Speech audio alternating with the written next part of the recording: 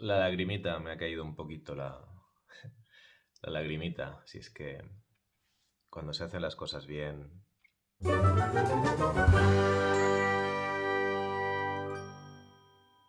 Hola, ¿qué tal? Soy Iván Febula, periodista cultural, y en este vídeo os voy a hablar sin spoilers de Guardianes de la Galaxia Volumen 3, la que aparentemente cierra la saga de esta parte del universo cinemático de Marvel, centrada en los Guardianes de la Galaxia, quizá los personajes más carismáticos de toda esta etapa de Marvel, que han conseguido tener entidad propia y que a muchos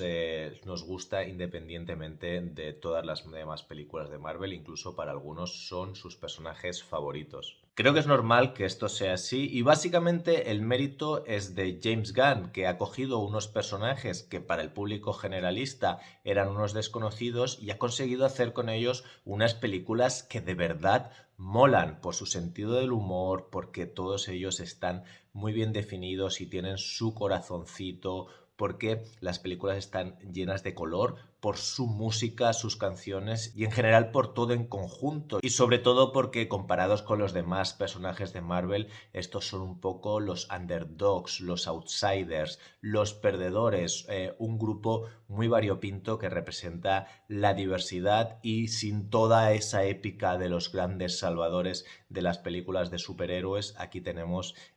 unos personajes con mucho más carisma porque parten de lo más bajo. En concreto, esta película a mí me parece que está muy bien, a mí personalmente me ha gustado mucho, me parece un cierre perfecto por muchos motivos. Uno de ellos sería porque tiene unos muy buenos efectos digitales, que esto parecería una obviedad tratándose de un blockbuster o de una película de superhéroes, pero no siempre es así, porque los acabados muchas veces, por las razones que sean, no dan un buen CGI. También porque tiene el espíritu de los Guardianes de la Galaxia de toda la vida, un poco ese aroma a cine de aventuras de los 80, un poco Star Wars, un poco Indiana Jones, ese sentido del humor, ese sentido de la diversión, pero llevándolo esta vez a un lugar un poquito más oscuro en detrimento del color y del sentido del humor, pero que tiene sentido puesto que tratándose más o menos del cierre de una trilogía es habitual que nos movamos hacia un lugar un poco más sobrio, más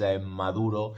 para hacer una cierta reflexión y que consigan llegar a emocionarnos, que eso es lo que yo creo que tiene más valor de esta película. Aquí tenemos una vez más la obsesión de James Gunn por la figura paterna, la figura del padre que ha estado en las 3 películas y también en la serie de Peacemaker. Y creo que está bien que sea así porque al final es una manera que tiene James Gunn de ponerle su sello personal a una historia que creo que se ha beneficiado de estar un poquito aislada del resto del universo cinemático de Marvel, teniendo su propia personalidad y un poco el sello autoral del que muchas películas de Marvel carecen. Al final es la despedida de James Gunn de Marvel y de estos personajes que claramente le importan, y esto es importante porque ves como en la historia, en el guión que también escribe él, se le da un background a todos ellos y hacen que tengan como más dimensiones, que tengan carisma y que igual que le importan a él, te importen también a ti y te importa lo que les pase. Y así es como se consigue que una película que es solo un entretenimiento vaya un poquito más allá del humor,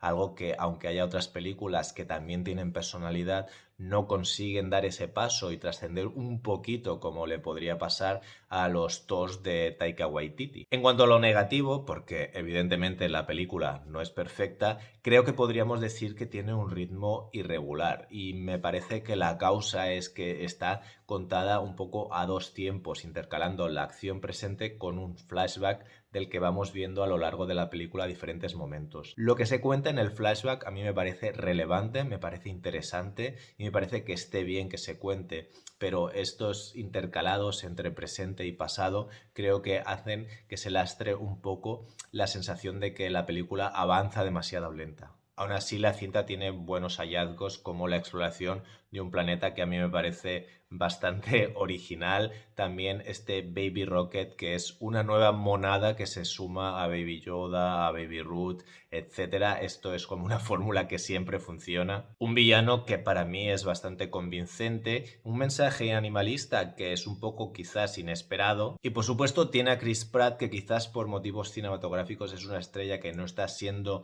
tan querida como se merecería si lo juzgáramos solamente por sus papeles o su trabajo en pantalla, pero que tengo que decir que como Star-Lord me parece que está impecable, carismático, divertido y es el típico actor que es perfecto para un papel como este. Y yo celebro porque, como decía antes, los personajes básicamente tienen un background que los hacen interesantes, tienen carisma y a ti como espectador te importan. Y a nosotros, Star-Lord, nos importa básicamente por cómo lo interpreta Chris Pratt. Y eso también hay que reconocérselo. Le voy a dar un 8 a esta película, que creo que es lo mejor de esta fase de Marvel y lo mejor que nos ha ofrecido Marvel en mucho tiempo, y no sé si va a conseguir estar a la altura porque, como sabéis, Marvel está un poco ahora en transición y un poco en crisis, así que no todos los productos que nos están llegando son lo suficientemente buenos y afortunadamente este lo es. Y lo es gracias a James Gunn, que se ha encargado del guión y la dirección, y que recordemos que ahora se ha pasado al universo DC